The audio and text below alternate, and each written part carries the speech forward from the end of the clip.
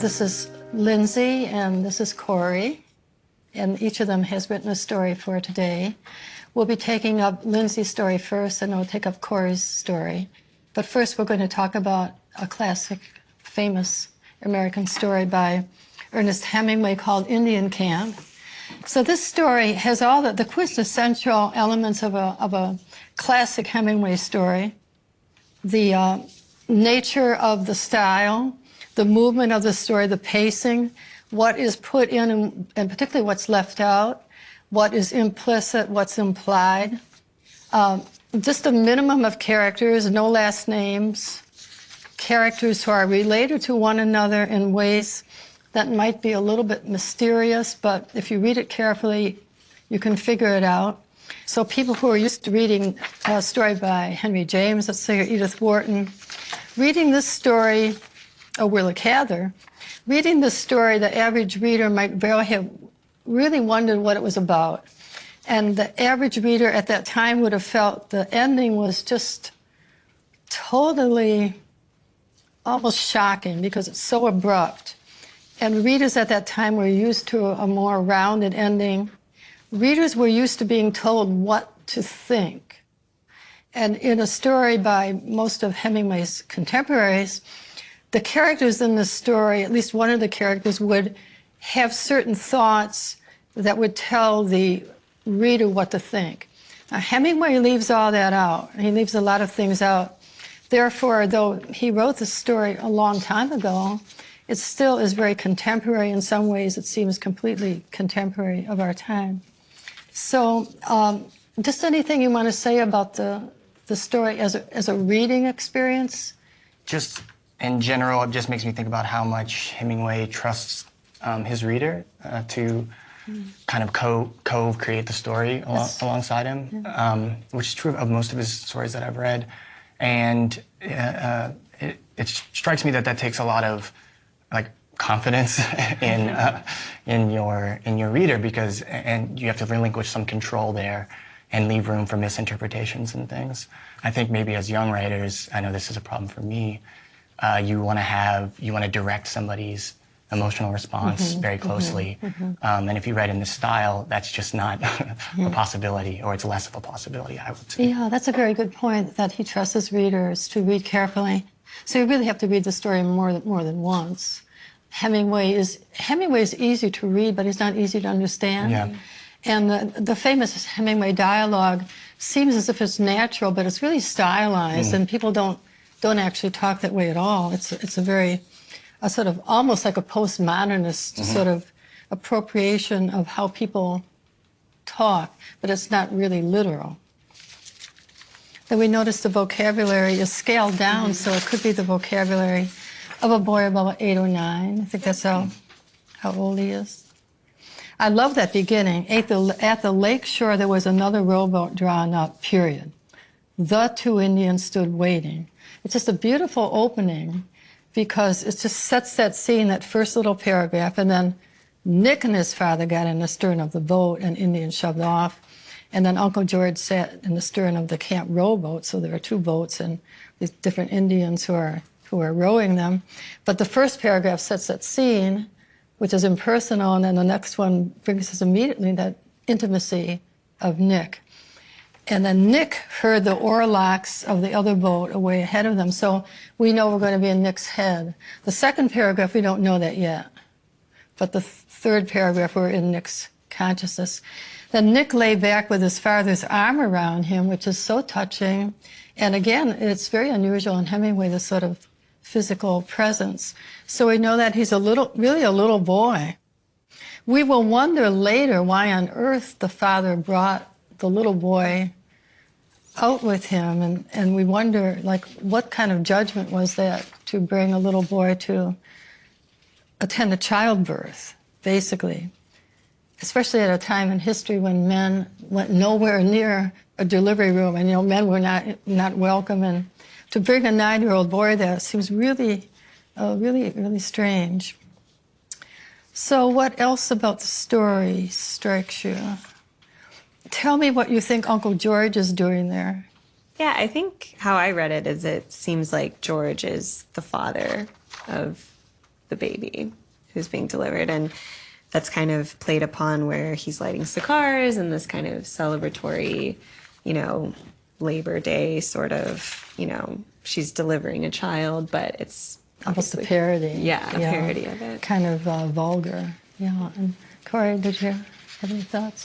Yeah, that's a theme I've seen in other Hemingway stories as well. The idea of the sort of I guess, cuckolded man comes up a lot in Hemingway. And in this case, it's interesting because he's going into an indigenous community, which is this, so it's this very kind of colonial violence where not only is he like extracting resources possibly, or we're not sure why he's there, but also he's now like extracting populations from this community. Yes. It's a very disturbing possibility. I think in the 21st century, the story is even more disturbing than it was at the time because, as you said, it's like colonizing and the logging, they're cutting down the logs and they're exploiting and, you know, raping the women and so forth. So we read it with much more judgmental eyes, I think, than the people who are the contemporaries. Mm-hmm.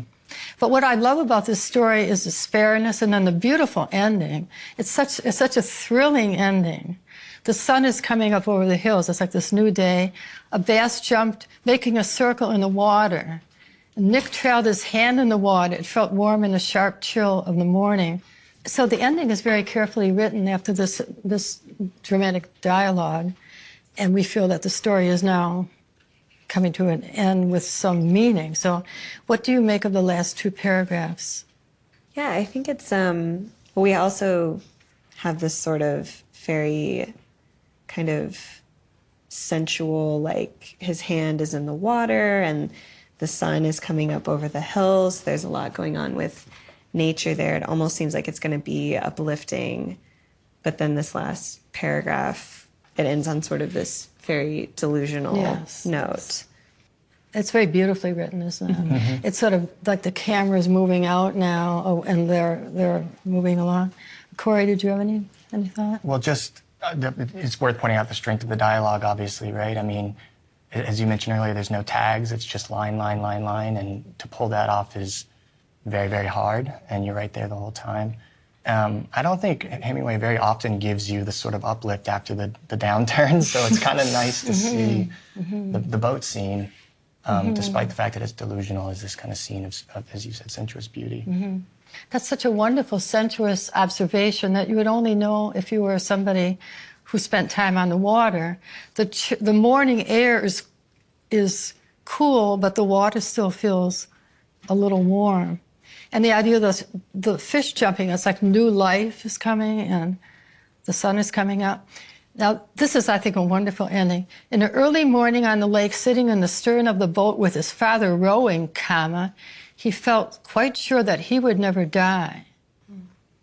Now, that's the most unusual Hemingway sentence because it has all these parts to it.